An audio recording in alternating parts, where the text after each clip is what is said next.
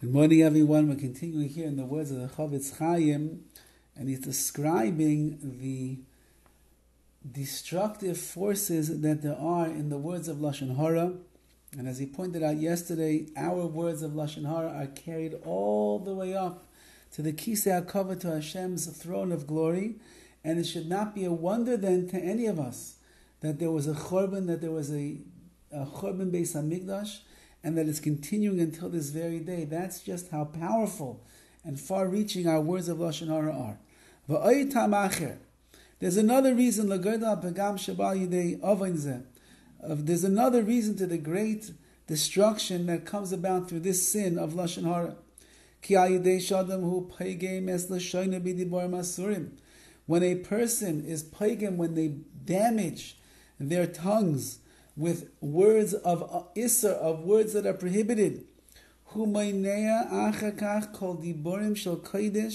he prevents afterwards all the words of Kedusha, of holiness, that he speaks, to go up.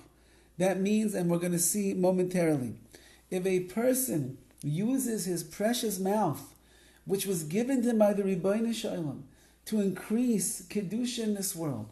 It was the mouth that was given to us to say words of Torah, to express brachos and blessings and davening and our tefillah and Ashman Esrei and so on and so forth. To use our mouths to give chizuk, to give inspiration and comfort to other people. And we end up using our mouths for rishus, for wicked things like Lashon HaRa, which is the evil gossip that destroys the world. So then it comes out, says the CHOFETZ CHAIM, that even when you want to use your mouth to speak over words of Kedusha, you want to use your mouth to say over words of Torah, to say a blessing, to daven Shemon Esrei, guess what, says the CHOFETZ CHAIM? Your mouth does not have the power to help those words of Kedusha, of holiness and sanctity, to go milalois lamala, to go up and up and up to the Kisei HaKavod and affect the world in a positive way. And he quotes, these are the words of the Zohar. When you say over words of Lashon HaRa, you create what's called a ruach ra, a negative ruach, spirit and force and wind that there is in the spiritual worlds. And it brings about many different types of judgments. You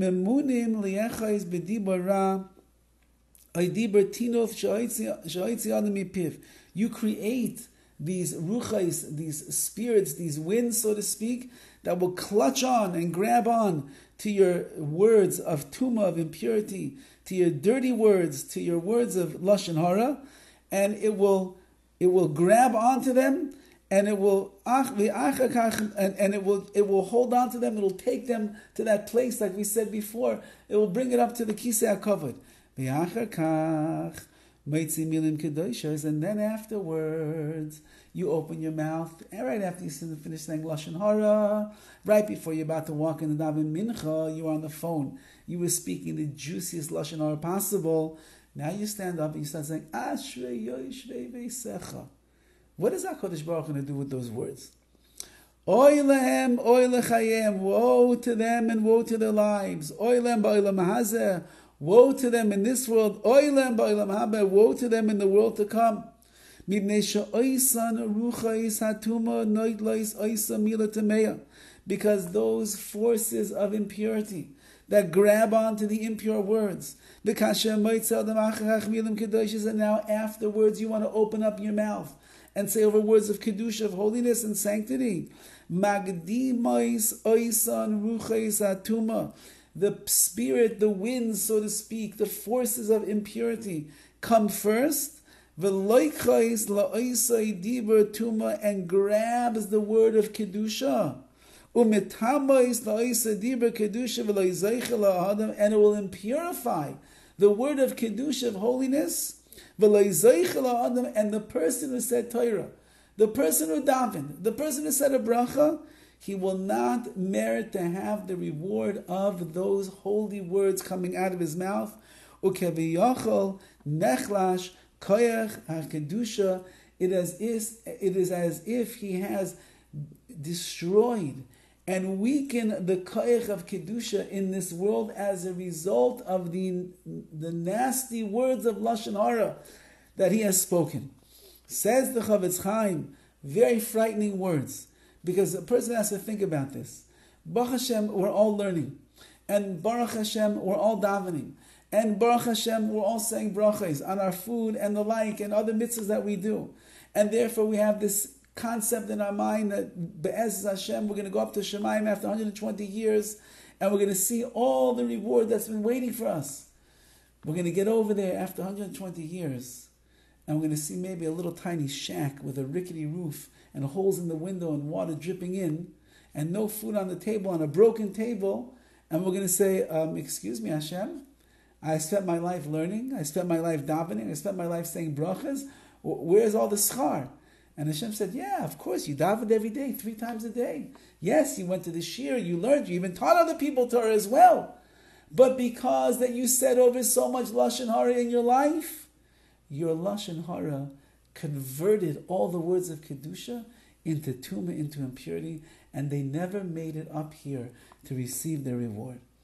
And he concludes in this little paragraph, and he writes, we see from the Zohar, all of the words of our Torah, all the words of our tefillah, of our prayers, they're standing in the airspace of heaven. They will not go up. And if our words of tefillah, where we're davening for Mashiach to come, if our words of Torah, which is supposed to be the most powerful thing that is supposed to help bring about the goodness and the tshuva to Klal Yisrael and bring Mashiach to this world, how's it going to happen if those words never go up to Hashem? If they never pierce the heavens? If your prayers never pierce the heavens because they are encased in words of Lashon HaRa? How are we ever going to change the world that we're in right now to make it a better place, to make Mashiach come? And therefore, says the CHOFETZ CHAIM, frighteningly, how careful we must be.